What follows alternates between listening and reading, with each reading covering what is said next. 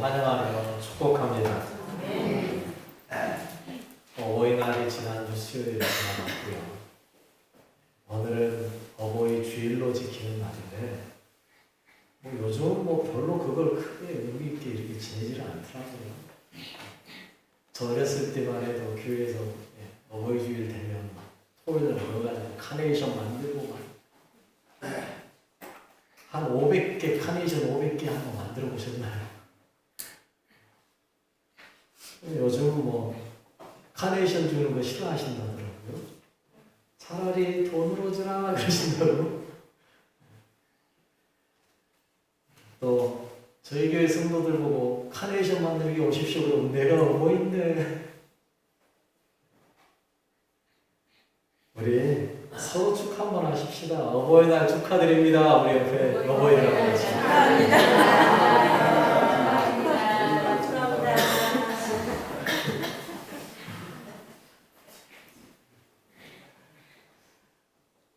여러분 오늘이요 또 무슨 날인지 아세요 혹시?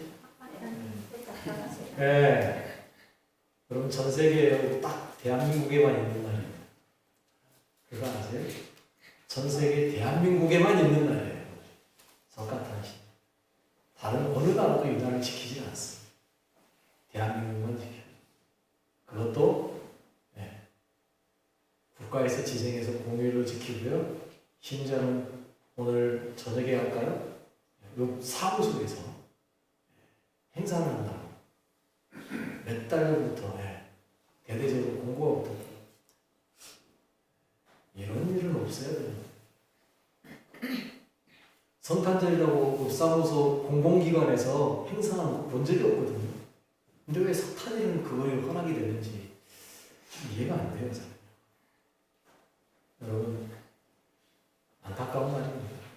여러분들이 기도를 더 많이 하셔야 되는 날입니다. 하나님은 그게 싫어서 이스라엘 백성들을 어떻게 했어요?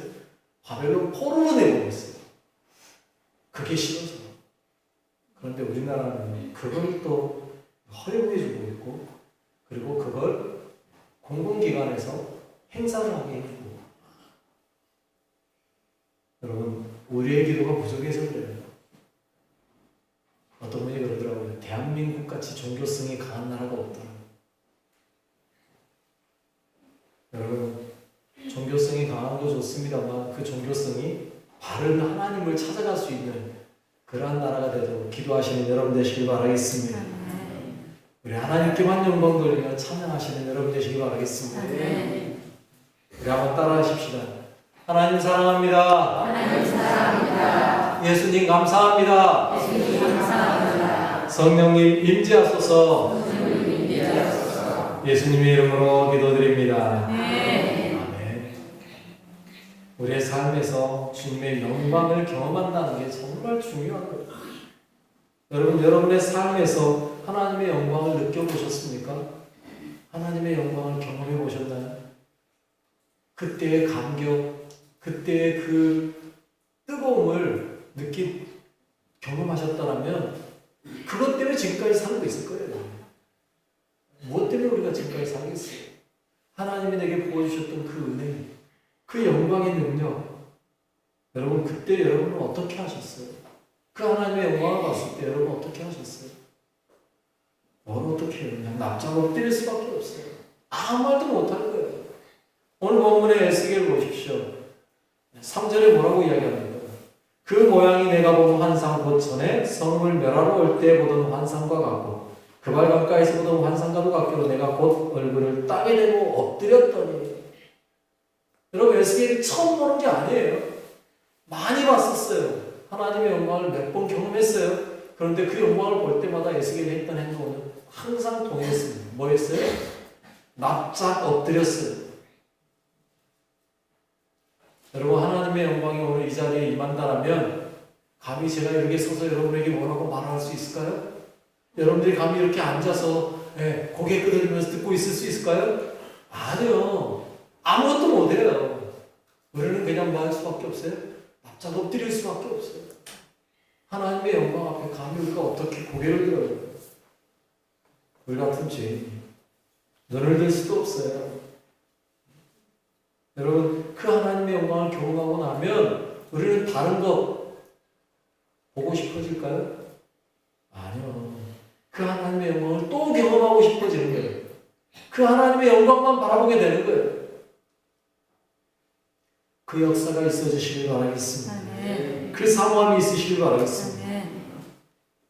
하나님의 영광까지는 아니지만 제가 청년 때 했던 경험 중에 이런 경험이 있어요. 수련회를 갔습니다. 수련회 가서 기도회를 좀 해야겠다는 생각이 자꾸 들어서 기도회 하자. 청년들하고 같이.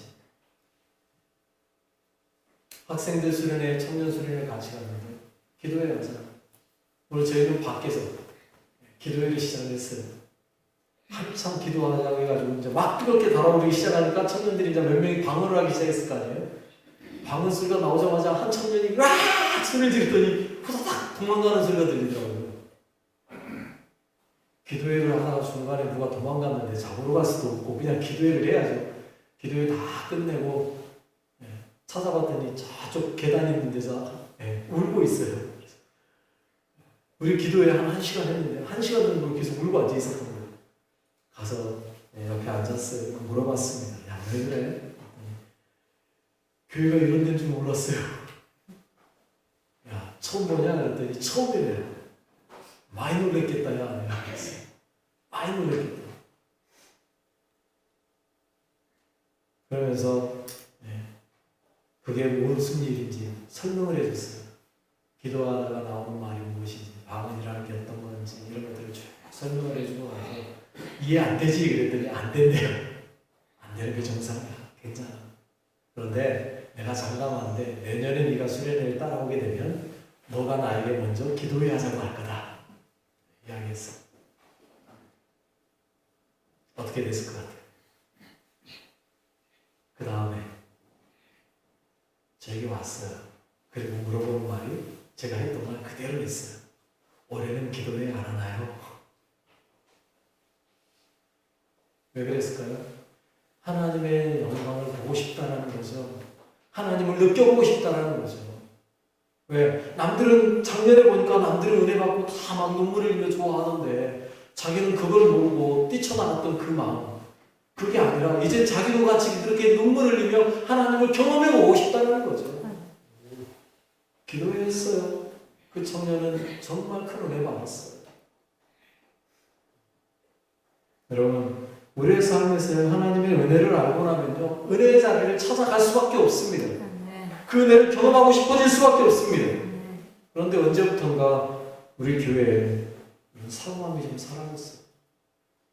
신촌교회뿐만 아니라 모든 교회에 그런 사모함들이 많이 사라져 버렸어요. 기도에 싫어합니다.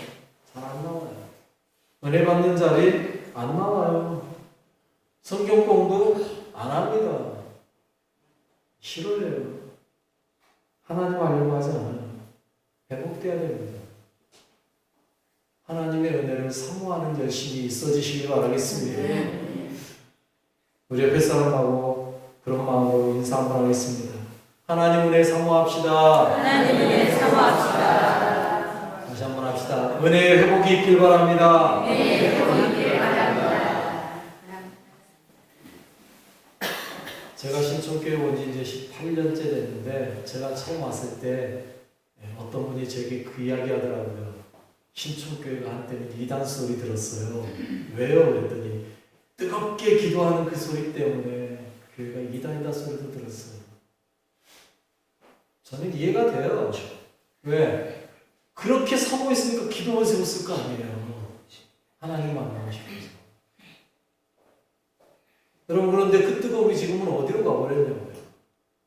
기도원을 세웠던 그 뜨거움은 어디로 가버렸어요? 너무 조용해요. 다시 한번 신촌교회가 좀 들썩들썩했으면 좋겠어요. 지금은 누가 뭐 교회에서 시끄럽게 방언하고 기도하고 막 소리 지른다고 뭘 할 사람 하나도 없잖아요, 주변에. 안 하니까 뭘 하지. 제가 소원이 있다면 두 가지예요. 첫 번째는 교회가 좀 기도 소리를 좀 뜨썩거렸으면 좋겠다. 두 번째는 밖에 있는 저 종을 좀 쳐야겠다. 이제는 종 친다고 뭘 할 사람 없잖아요. 그죠? 그래서 언제 저 한번 정을 이제 좀 치기 시작을 해야겠는데 이 생각하고 있어요.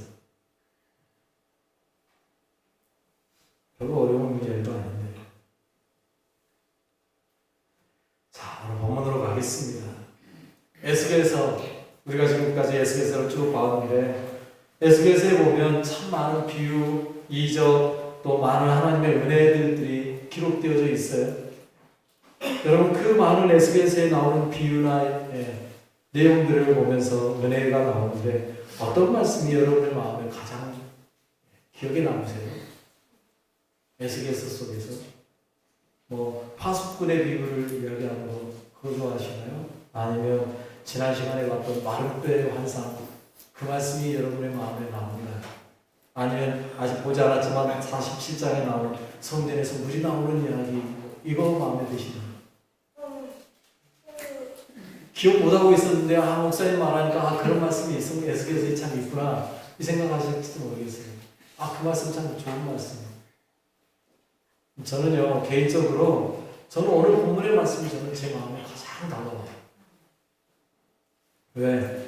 하나님의 영광이 임재하시고 하나님의 영광이 성전에 다시 돌아오는 이 얼마나 놀라운 은혜이고 놀라운 말씀이고 여러분 하나님의 영광이 돌아온다는 것 이게 바로 회복이거든요.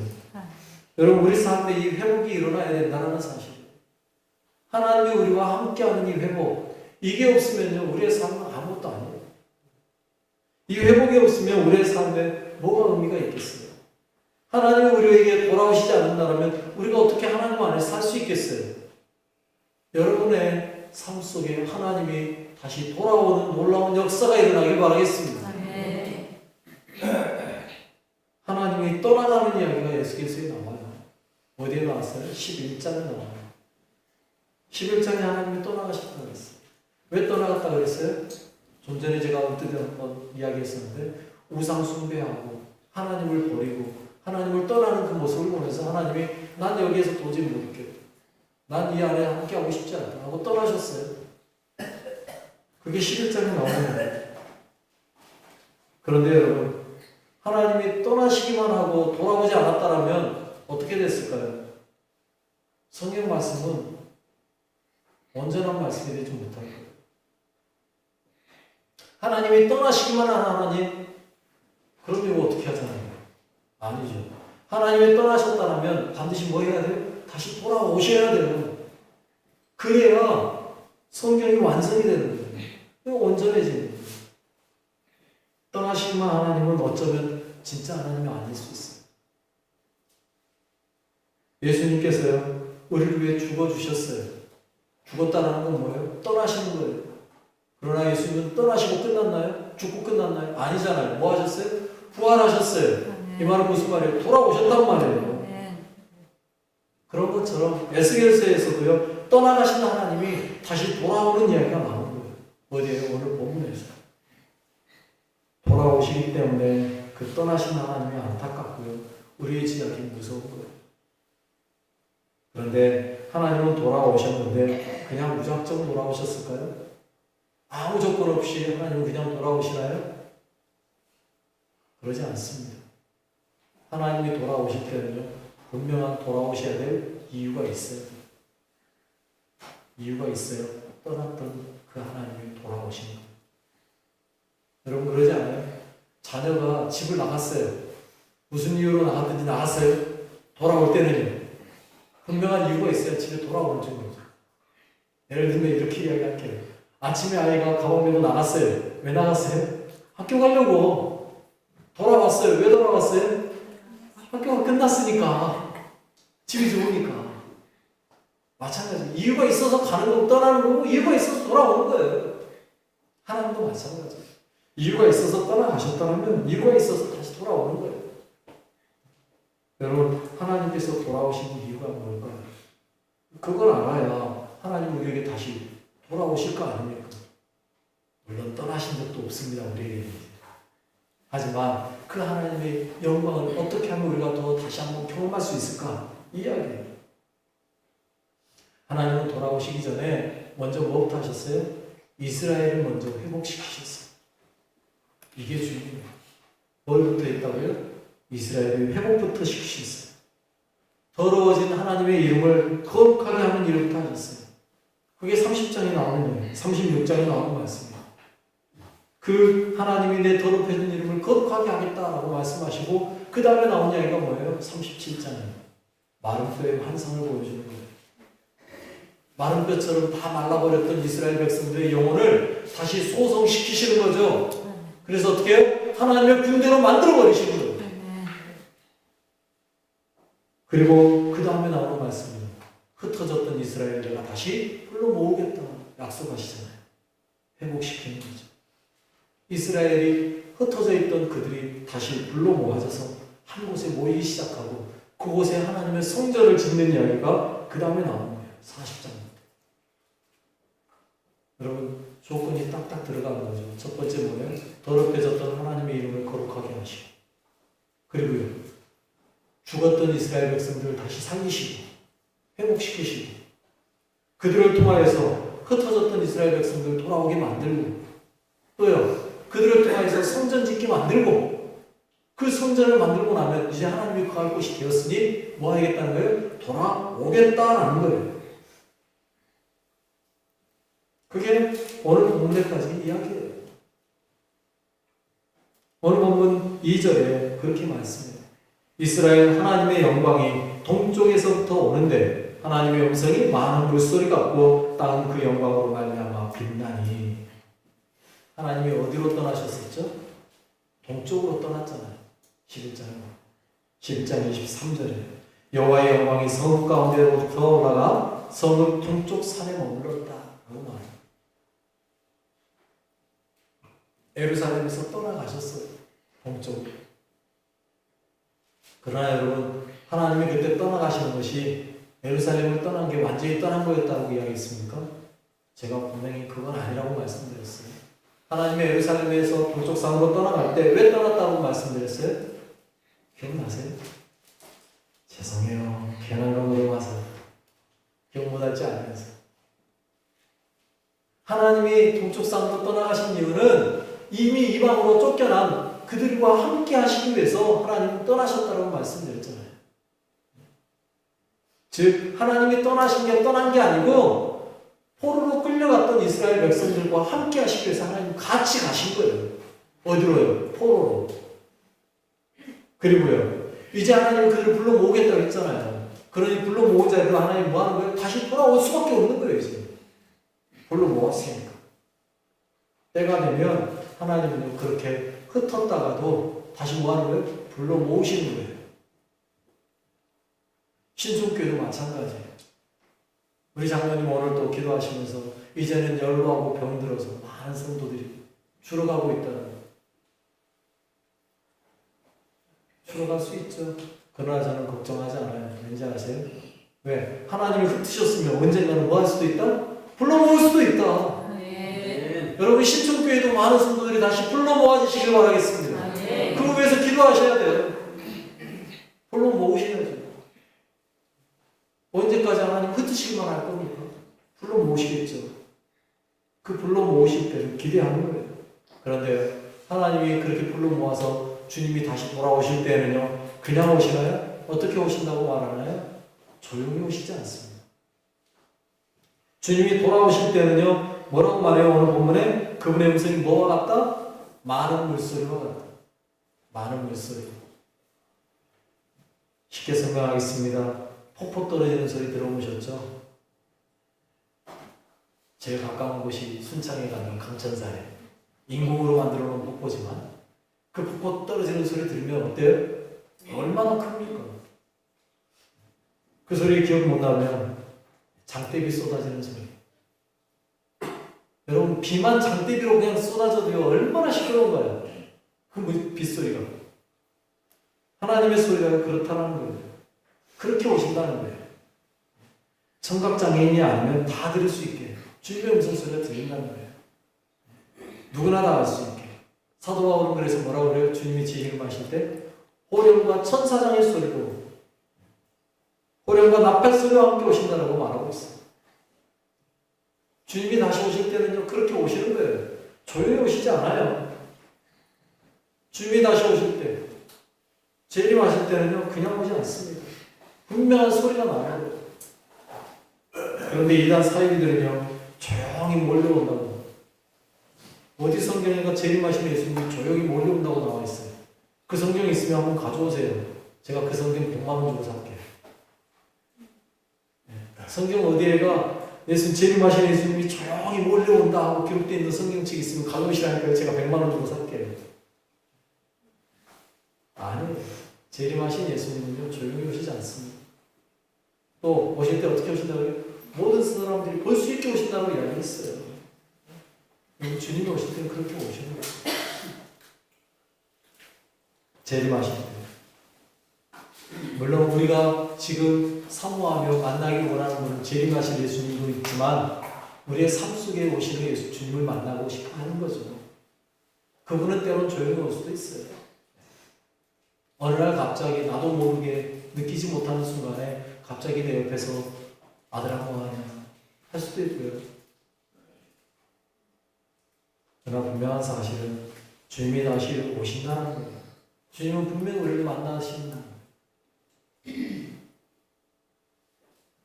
에스겔이 그래서 어떻게 해요? 그 오시는 주님은 새로운 분이 아니에요. 이전에도 왔던 분이에요. 늘 경험했던 분이에요. 새로운 분이 아니라고요. 에스겔이 그렇게 말했잖아요. 좀 전에 읽은 3절에. 어디에서 봤다고요? 전에 환상 중에 전에 성읍을 멸하러 올 때도 봤고요. 그발 강가에 있을 때도 봤던 그분이세요. 우리 주님은 항상 변함없는 분이세요. 그분이 우리를 만나러 또 오시는 거예요. 그 한결같으신 분, 단지 우리가 모르고 있을 뿐, 우리가 오지 못할 뿐이죠. 주님의 영광이 우리 안에 늘 함께 하십니다. 그분을 경험하고 사는 게 필요해요. 에스겔처럼 경험하고 나면 말이 필요 없어요. 그냥 그분 앞에 엎드리는 거죠. 그런데 문제는요, 우리에게 있어요. 왜 그분의 임재를 못 느껴요? 왜 그분의 우리를 만나러 오는데 우리가 그걸 느끼지 못해요? 이유가 뭐예요? 우리에게 회복이 일어나지 않기 때문에. 우리가 회복되지 못하기 때문에 그래서 여전히 주님을 만날 수가 없는 거죠. 온전히 회복되지 못해서. 성전으로 회복되어 하나님의 성전답지 못하니까. 그래서 경험할 수 없는 거예요. 마른 뼈로 살아가고 있기 때문에 주님을 만날 수 없는 거예요. 주님의 군대가 되지 못했기 때문에. 여전히 갈라지고 다투고 싸우고 있기 때문에 주님 안에서 하나 되지 못하니까 우리가 하나님을 온전히 경험할 수 없는 거예요. 여러분, 회복되어지시길 바라겠습니다. 네. 회복은 어떻게 되는 거예요? 내가 회복할 수 있나요? 내 스스로 회복이 되나요? 아니요. 여러분, 여러분의 몸이 아프면 여러분 스스로 치료할 수 있나요? 여러분 몸이 아프면 나는 내 몸이 아픈데 내가 알아서 회복할 수 있어. 나는 치료할 수 있어. 그럼 가만히 계시면 회복되나요? 아니잖아요. 병원 가시잖아요. 그러면 최소한 가서 뭐해요? 주사를 맞든지 약을 먹든지 뭔가를 해야 돼요. 누군가가 조치를 취해줘야 돼요. 마찬가지예요. 내 영의 회복도요. 내가 스스로 할 수 없어요. 누가 해주셔야 돼요? 주님이 회복시켜 주셔야 돼요. 그런데 내가 가만히 있는다고 주님이 회복시켜 주나요? 다시 말씀드려요. 여러분 아팠어요. 아프면 여러분 가만히 계시면 회복 안 되니까 어떻게 해요? 병원 찾아가시잖아요. 마찬가지예요. 우리의 영혼이 회복되지 않을 때 우리도 어떻게 해야 돼요? 주님 찾아가셔야 돼요. 주님께 요구하셔야 돼요. 주님 나를 좀 회복시켜 주십시오. 주님이 나를 좀 만져주십시오. 지난주에인가요? 제가 말씀드렸었죠. 주님이 우리에게 말씀하실 때 뭐 해야 된다고요? 구해야 된다고요. 구해야 된다고요. 주님은 몰라서 구하라고 말하지 않아요. 알고 계세요. 하지만 너희가 나에게 구해야 할 것이다 라고 말하고 있어요. 여러분 우리의 회복도 마찬가지예요. 구하셔야 돼요. 네. 제가 시작할 때 그래서 제가 한 말이 뭐예요? 교회가 다시 한번 좀 기도 소리로 들썩거렸으면 좋겠다. 회복돼야 되는 거예요. 그 회복을 위해서 뭐 해야 되는 거예요? 주님께 구하셔야 되는 거예요. 구하셔야 돼요. 내가 하나님께 구하고 나의 회복을 위해서 기도할 때 하나님이 나를 어떻게 회복시켜 주시는 거예요. 때가 되면 하나님께서 일하시는 거예요.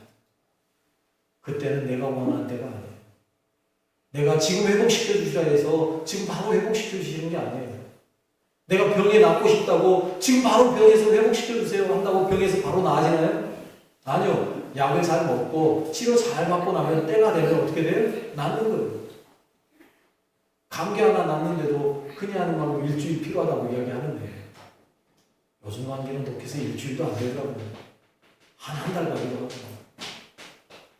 하물며 하나님 앞에 회복을 요구한다고 바로 하나님이 회복시켜주나요? 아니요. 시간이 좀 걸려요. 언제까지요? 여러분 언제까지 구하실 거예요? 네? 회복될 때까지 구하셔야 돼요. 회복될 때까지. 회복될 때까지 주님 앞에 하나님 나를 회복시켜 주십시오라고 구할 수 있는 여러분 되시기 바랍니다. 우리는 너무 포기가 빨라요. 너무 포기가 빨라요. 아니요. 회복시켜 주실 때까지 구해요. 그러면 주님이 어떻게 해요? 때가 되시면 회복시키시고 오시면 4절 5절에 이렇게 해요. 여호와의 영광이 동문을 통하여 성전으로 들어가고 영이 나를 들어데리고 안뜰에 들어가시기로 내가 보니 여호와의 영광이 성전에 가득하더라. 성전에 가득하더라.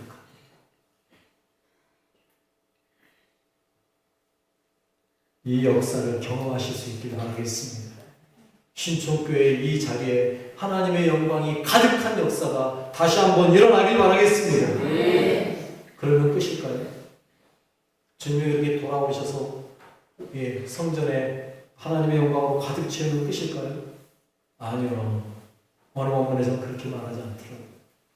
8절로 9절에요. 주님이 이렇게 요구하시고 계세요.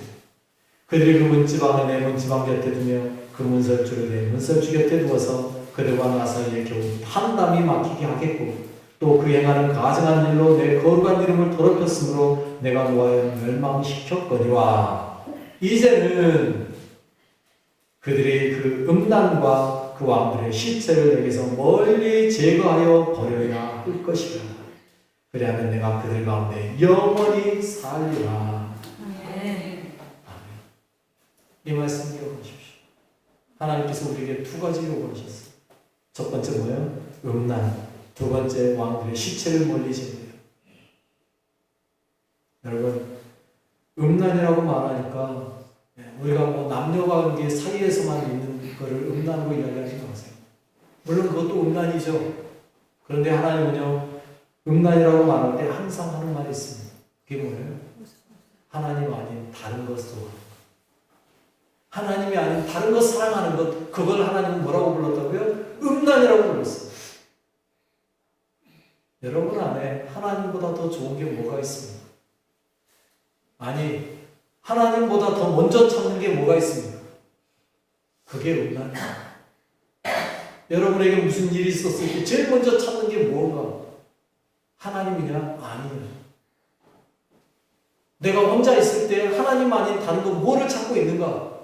그게 음란이라고. 하나님이 아닌 다른 거 좋아하고 사랑하는 게 있다는 그거 이제 버리셔야 돼요. 다음에 왕들의 시체를 제거하라 말해요. 왕들의 시체 뭔 말일까?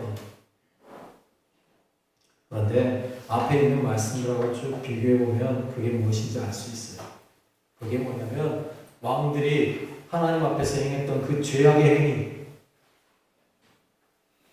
이스라엘은 어떻게 살아야 됐어요?